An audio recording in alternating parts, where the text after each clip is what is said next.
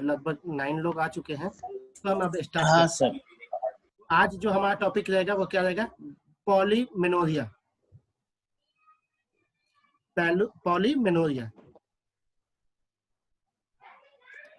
Polymenorrhoea को एक और सिनोनिज्म से जाना जाता है, जिसको कहा जाता है इपीमेनोरिया।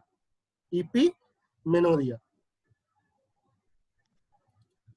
इसका सिनोनिज्म एक और है, जिसको हम इपीमेनोरिया के नाम से भी जानते हैं। ओके, सो सबसे पहले हम जानेंगे कि एग्जैक्टली पॉलीमेनोरिया कहते किसको है, और फिर उसके बाद जो है इपीमेनोरिया को भी हम समझेंगे। तो सबसे पहली चीज, पॉलीमेनोरिया उसको कहते हैं जब कभी भी 2 साइकिल का फ्रीक्वेंसी जो है वो लेस देन 21 डेज हो जाए।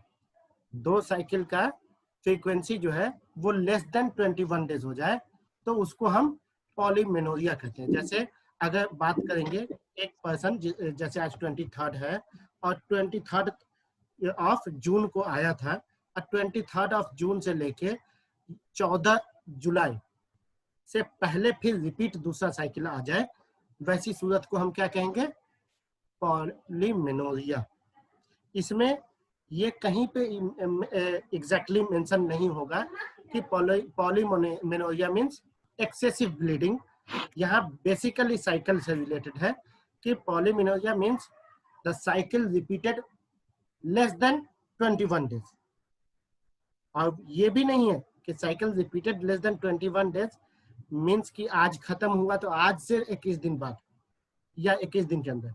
जिस दिन सपोज करो कि 23 जून को किसी को साइकिल फर्स्ट यानी कि मेंस्ट्रुएशन स्टार्ट हुआ और वापस से 14 जून से पहले स्टार्ट हो गया, day of previous menstruation to the day of current menstruation, इसके बीच का स्पेस लेस देन 21 डेज होना चाहिए। Understood?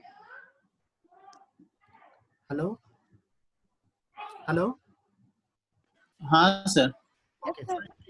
Definition: polymenorrhea is defined as cyclic bleeding. Polymenorrhea is defined as cyclic bleeding where the cycle is reduced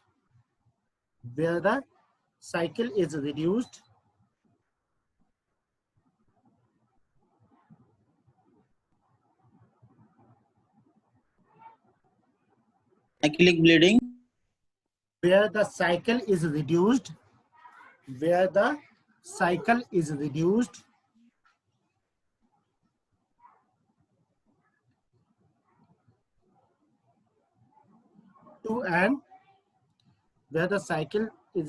to an arbitrary limit of less than 21 days. Arbitrary limit of less than 21 days.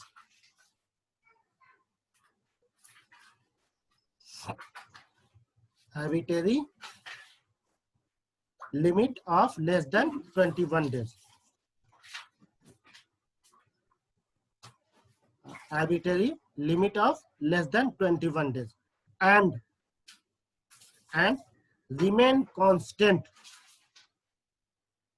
at that frequency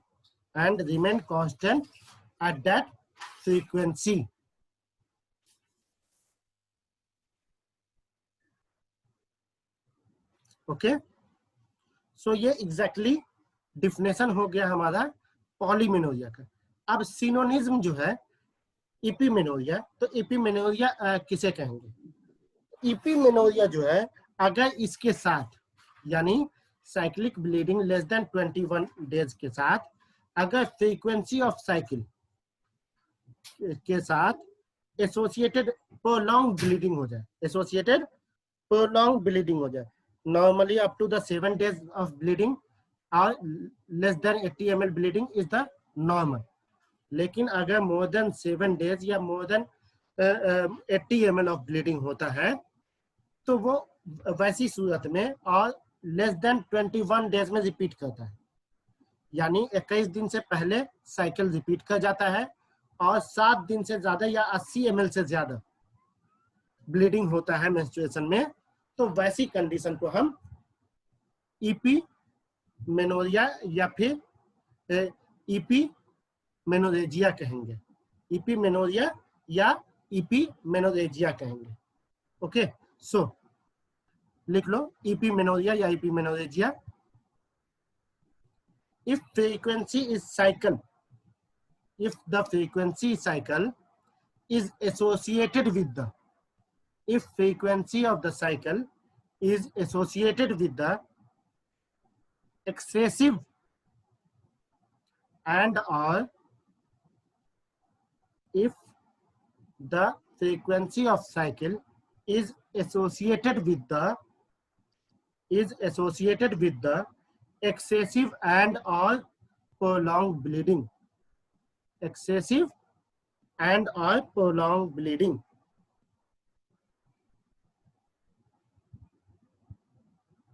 okay. Hello, जी जी समझ में आ गया? EP मेनोरिया या EP menorrhagia किसको कहेंगे? If the frequency of the cycle is associated with the excessive or And or prolonged bleeding, prolonged bleeding, it is called epimenorrhea या epimenorrhagia। Okay, जी समझ में आ गया ना epimenorrhagia किसको कहेंगे? जी चलो बात करते हैं इसके काउज की।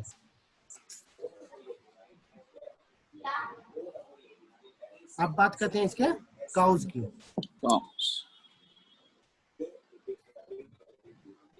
तो सबसे पहला इसका इंपॉर्टेंट काउज क्या है? बेसिकली इसके दो ही काउज है।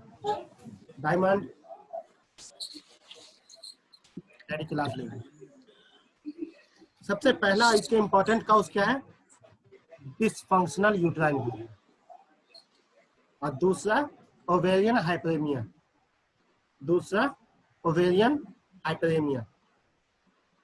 ये दो इंपॉर्टेंट काउज है। बेसिकली डिसफंक्शनल यूट्राइन ब्लीडिंग क्या होता है कि मेनली जब जो है एनोवुलेटरी फेज होता है, एनोवुलेटरी फेज होता है, इसमें क्या होता है कि ड्यूरिंग एडोलसेंट कभी कभी क्या होता है कि एनोवुलेटरी साइकिल के अंदर बार बार हाइपर स्टिमुलेशन होने लगता है ओवरीज का, due to gonadotropin releasing hormone.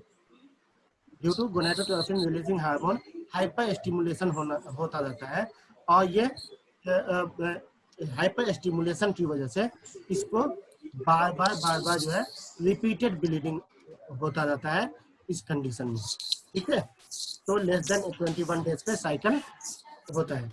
ये दो टाइम में होता है। एक टाइम ये होता है कि जब कभी भी एनोवुलेटरी साइकिल होता है, एनोवुलेटरी साइकिल होता है, और दूसरा जब कभी भी मेनोपॉजल स्टेज में जाने वाले होते हैं, जो लास्ट का पेरी मेनोपॉज वाला जो स्टेज होता है उस दौरान। ये दो यानी एडोलसेंट फेज में और प्रोसीडिंग या प्रेसीडिंग मेनोपॉज में, इन दो दौरान जो है क्या होता है कि हाइपर स्टिमुलेशन ऑफ जीएनआरएच होता है। हाइपर स्टिमुलेशन ऑफ जीएनआरएच होने की वजह से प्रोलॉन्ग ब्लीडिंग होती है, या फिर साइकिल जो है वो घट जाता है। ज्यादातर ब्लीडिंग होती है और साइकिल घट जाता है। ठीक है, दूसरा होता है ओवेरियन हाइपरेमिया। इसमें क्या होता है कि पीआईडी या फिर ओवेरियन इंडोमेट्रियोसिस के नतीजे में, इसमें क्या होता है कि पीआईडी या फिर ओवेरियन इंडोमेट्रियोसिस के नतीजे में ब्लीडिंग रिपीटेड ब्लीडिंग होता रहता है। तो लिख लीजिए सबसे पहले डिसफंक्शनल यूट्राइन ब्लीडिंग वाले में, it is seen in predominantly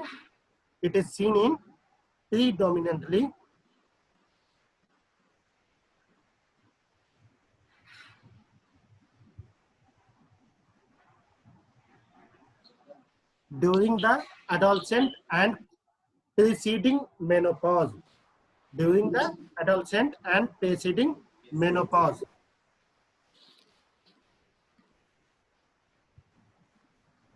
Also the following delivery,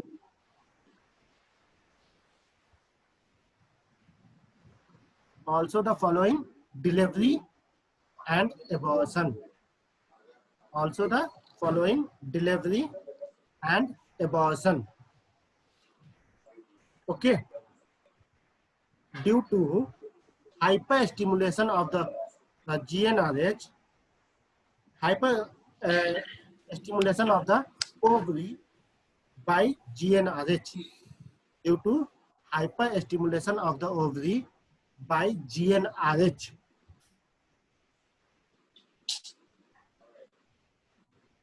Due to hyperstimulation of the ovary by GnRH, gonadotropin releasing hormone.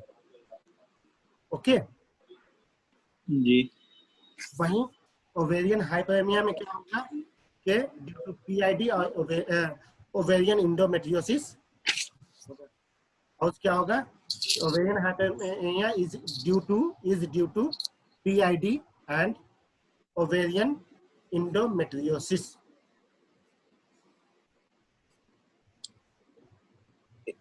ovarian hyperemia is due to PID PID और ओवेरियन इंडोमेट्रियोसिस.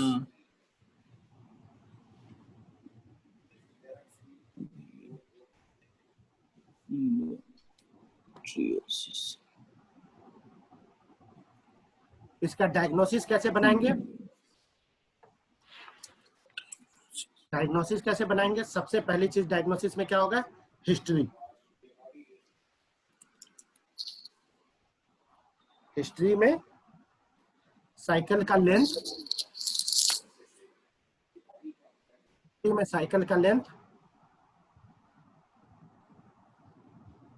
जानेंगे.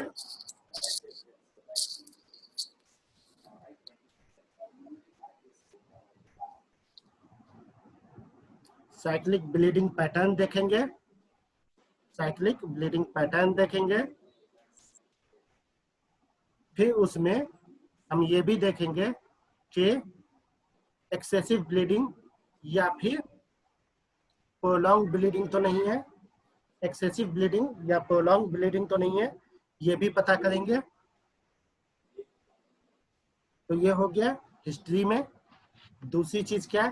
History के बाद हम serum GnRH करवा सकते हैं. Serum GnRH करवा सकते हैं क्योंकि जीएनआरएच डिपेंडेंट होता है. इसके अलावा हम अल्ट्रासाउंड से हाँ हिस्ट्री में एक चीज और ले सकते हैं, एबॉर्शन का एंड डिलीवरी का हिस्ट्री. एबॉर्शन एंड डिलीवरी का हिस्ट्री ले सकते हैं. अल्ट्रासाउंड से हम पीआईडी और इंडोमेट्रियोसिस रूल आउट कर सकते हैं. अल्ट्रासाउंड से हम पीआईडी एंड इंडोमेट्रियोसिस रूल आउट कर सकते हैं. अल्ट्रासोनोग्राफी से हम पीआईडी एंड इंडोमेट्रियोसिस रूल आउट कर सकते हैं. ठीक है, तो ये बेसिक जो है इन्वेस्टिगेशन है और इसके जरिए हम डायग्नोस कर सकते हैं कि इसको आपको पॉलीमेनोरिया या फिर इपीमेनोरेजिया तो नहीं है. ओके सर पीआईडी क्या है? Pelvic inflammatory disease. Pelvic inflammatory disease. Okay yes. चलो अब आगे बात करते हैं इसके ट्रीटमेंट की. बात करते हैं तो ट्रीटमेंट में मेनली इसमें हार्मोनल थेरेपी होता है. या तो जो है हम ये देते हैं, क्या नाम है आपको, हाइड्रोक्सीप्रोजेस्टेरोन या मेड्रोक्सीप्रोजेस्टेरोन.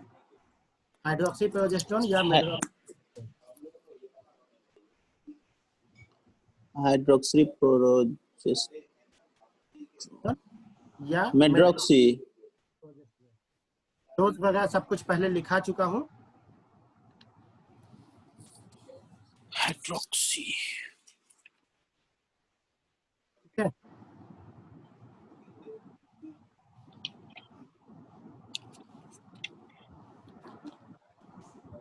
तो यही दो मेनली ड्रग देते हैं. अगर इस पे ये नहीं होता है तो कंजुगेटेड एस्ट्रोजन देते हैं. अगर इन दोनों पे रिस्पॉन्स नहीं मिलता है तो कंजुगेटेड एस्ट्रोजन देते हैं।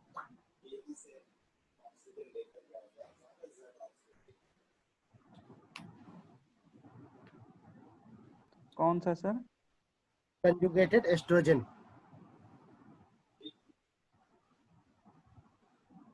conjugated estrogen। ठीक है, अब आगे बात करते हैं हम लोग मेटरेजिया की। मेटरेजिया मेट्रेजिया। मेटरेजिया की बात करते हैं। मेट्रोरेजिया ना। हाँ, मेट्रो मेट्रोल रहजिया, METROR, मेट्रोल, METROR, मेट्रोल, RHAGIA, मेट्रोल एजिया। रेजिया। ठीक है,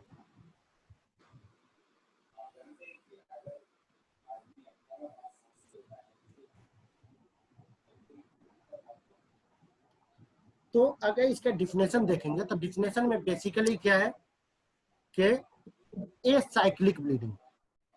नॉर्मली क्या है कि ए साइक्लिक ब्लीडिंग, ये नहीं है कि कितना अमाउंट आएगा या कुछ आएगा, यानी इरेगुलर साइकिल। कभी 15 दिन पे आ सकता है, कभी 25 दिन पे आ सकता है, कभी 20 दिन पे आ सकता है, कभी 35 दिन पे आ सकता है।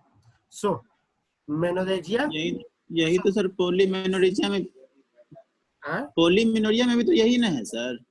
पॉलीमेनोरिया में क्या बताया, साइक्लिक ब्लीडिंग है। साइकिल शॉर्टर हाँ हो अच्छा जाता है, लेस देन 21 डेज का हो जाता है। जी। इसमें क्या है, साइक्लिक ब्लीडिंग है, कभी शॉर्टर हो सकता है, कभी लॉन्गर हो सकता है। ठीक है, जी जी। तो मेट्रेजिया का डिफिनेशन अगर लिखना हो तो क्या लिखेंगे मेट्रेजिया का? Metrorrhagia is defined as irregular acyclic bleeding from the uterus. Irregular acyclic यानी कभी 15 दिन का हो सकता है, कभी 20 दिन का हो सकता है, कभी 25 दिन का, कभी 35 दिन का। इट इज नॉट कंफर्म के 15-15 दिन पे होता है और 20-20 दिन पे ही होता है, 35-35 दिन पे ही। Irregular and and acyclic is defined as irregular and acyclic bleeding from the uterus.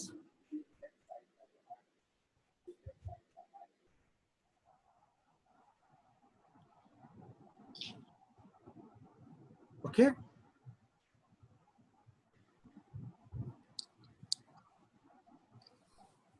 Hello. Hello. जी। हाँ. हाँ sir. Amount of bleeding is variable. Amount of bleeding is variable.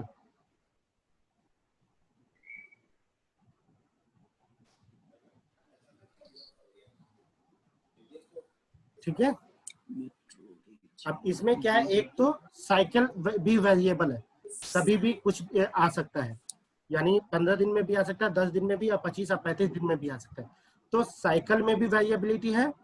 दूसरी चीज क्या है, अमाउंट ऑफ ब्लीडिंग में भी variability पाई जाएगी। वो बिल्कुल कम आ सकता है, ज्यादा आ सकता है, क्लॉट आ सकता है, नॉर्मल आ सकता है। ठीक है, इसको हम क्या कहेंगे, मेट्रेजिया। ओके, जी। इसी का एक सिनोनिज्म है, इसी का एक सिनोनिज्म है मेनोमेट्रेजिया। इसी का एक सिनोनिज्म है मेनोमेट्रेजिया।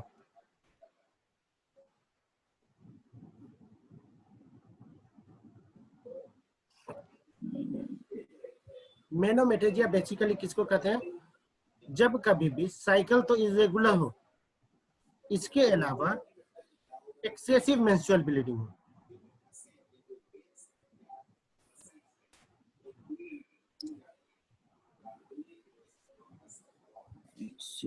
सॉरी, क्या है कि साइकिल तो इरेगुलर हो लेकिन कभी भी एक्सेसिव ब्लीडिंग नहीं या प्रोलॉन्ग ब्लीडिंग नहीं। मेनोमेट्रोजिया में क्या होगा कि एक जैसा, मेनोमेट्रोजिया यानी एसाइक्लिक पैटर्न है तो है, लेकिन जो क्वांटिटी ऑफ ब्लड लॉस है वो एक जैसा होता है, कभी भी बहुत ज्यादा ब्लीडिंग नहीं होगा, हाइपरमेनोरिया टाइप नहीं होगा। ठीक है, तो menometrorrhagia is the term applied, menometrorrhagia is the term applied when the bleeding is so irregular, when the bleeding is so irregular in cycle, in cycle, In cycle. cycle, but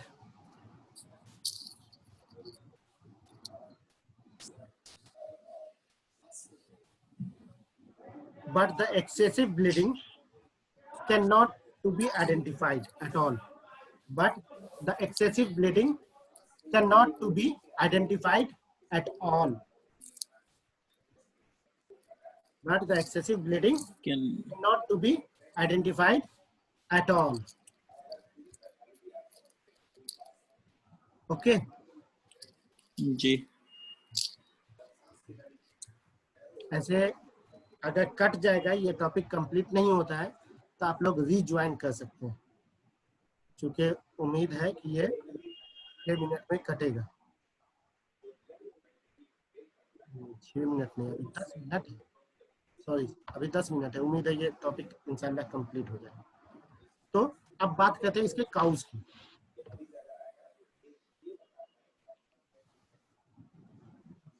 तो इसके cause को जो है basically 3 तरह से divide किया गया।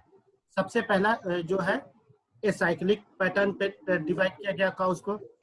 दूसरा जो है कॉन्टैक्ट ब्लीडिंग के ऊपर डिवाइड किया गया है, और तीसरा जो है इंटरमेंस्ट्रुअल ब्लीडिंग के ऊपर डिवाइड किया है।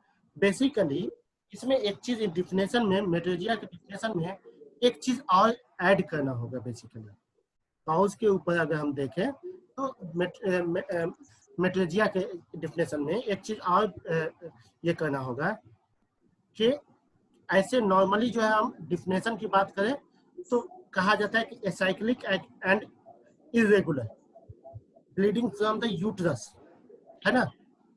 लेकिन जी जब हम यूट्राइन ब्लीडिंग की सिर्फ बात करेंगे तो हम सभी के सभी काउज को रूल आउट नहीं कर पाएंगे वजाइनल ब्लीडिंग के। तो इसलिए इसमें क्या कहा गया है कि the bleeding from the any part, the bleeding from the any part of the genital tract, the bleeding from the, ये क्लिनिकल ये है क्लिनिकल डिफिनेशन है कि irregular and acyclic bleeding, irregular and acyclic bleeding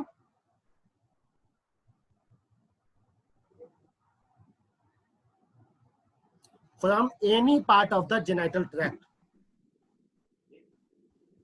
from any part of the genital tract is including under the heading of menorrhagia.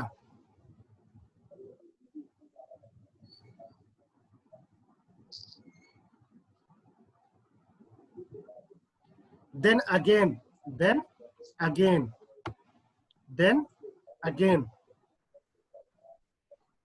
irregular bleeding. Then again, irregular bleeding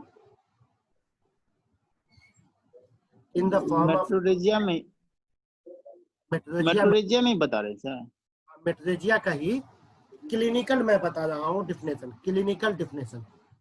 वो एक classical definition था जिसमें direct कहता है कि irregular and acyclic bleeding from the uterus, लेकिन जब clinical की डिफिनेशन की बात करेंगे तो it is not only from the uterus, any part of the genital tract, irregular and acyclic bleeding from the any part of the genital tract. ठीक है? जी And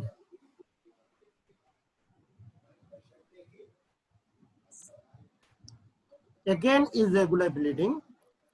Yeah, then again irregular bleeding in the form of contact or contact contact. जना मुराद ये है, अभी हम आगे बताएंगे contact क्यों कहा है, या इंटरमेंस्ट्रुअल टाइम या और इंटरमेंस्ट्रुअल। तो फिर से सर क्लिनिकल डेफिनेशन मेट्रोजिया का फिर से बता दीजिए ना। हाँ, अब बारिश रुकेगा उसके बाद ना, बारिश बहुत तेज हो रहा है। ठीक, हाँ, तो क्लिनिकल डेफिनेशन एक बार और अगर ये है, तो irregular and acyclic bleeding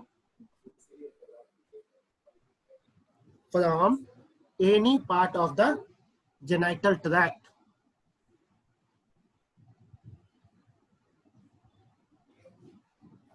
from any part of the genital tract. genital tract Also form of contact contact compact contact CONTACT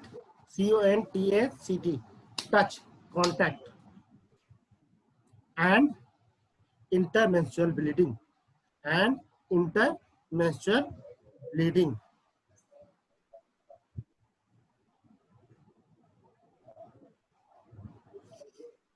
ठीक है। जब इसके हम काउज को देखते हैं तो काउज में आपको कंसेप्ट क्लियर हो जाएगा कि क्या हो रहा है। ठीक है, तो सबसे पहले काउज ऑफ एसाइक्लिक ब्लीडिंग लिखिए। सबसे पहले cause of acyclic bleeding, cause of acyclic तरह का जो चीजें देखने को मिलती है सेम एज, यानी डिसफंक्शनल ब्लीडिंग के जैसे होता है, डिसफंक्शनल यूट्राइन ब्लीडिंग के जैसे होता है। So cause of acyclic bleeding is DUB, dysfunctional uterine bleeding, जो कि कॉमनली किसमें देखा जाता है, एडोलसेंट एज में, प्रेसिडिंग मेनोपॉज में, एडोलसेंट एज में, प्रेसिडिंग मेनोपॉज में, post delivery and abortion, post delivery and abortion due to hyperstimulation of the GN ovary, due to hyperstimulation of the ovary because of GnRH, hyperstimulation of the ovary due to GnRH. Okay, इसके अलावा DUB के अलावा submucous fibroid uterus, submucous fibroid uterus, इसके अलावा uterine cyclic bleeding cause sir. हाँ, hello,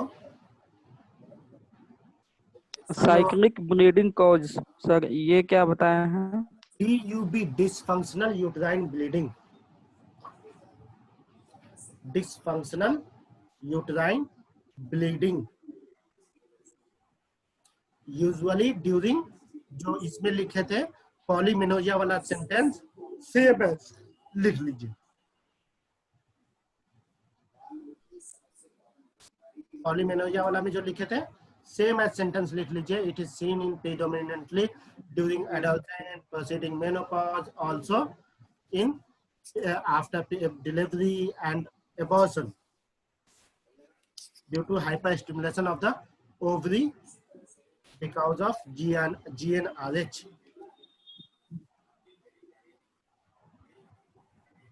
Okay, जी वो पूरा sentence लिख लिया डिसफंक्शनल यूट्राइन ब्लीडिंग वाला?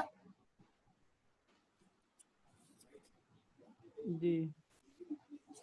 ओके, सो नेक्स्ट क्या काउज हो जाएगा एसाइक्लिक में? आपको सब म्यूकस फाइब्रोइड, उसके बाद uterine polyp.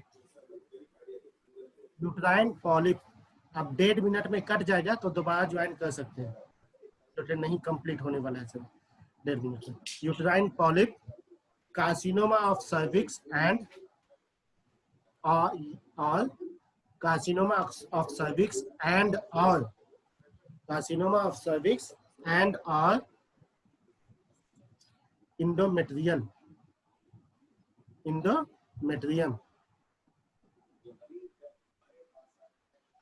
and all endometrium, ठीक है? Carcinoma of cervix and all endometrium यानी कार्सिनोमा ही। Okay, hello. दूसरा काउज ऑफ कॉन्टैक्ट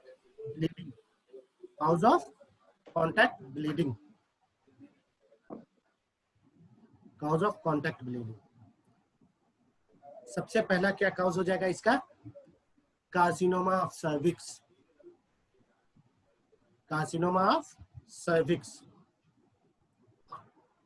दूसरा म्यूकस पॉलिप ऑफ सर्विक्स, दूसरा क्या काउज हो जाएगा?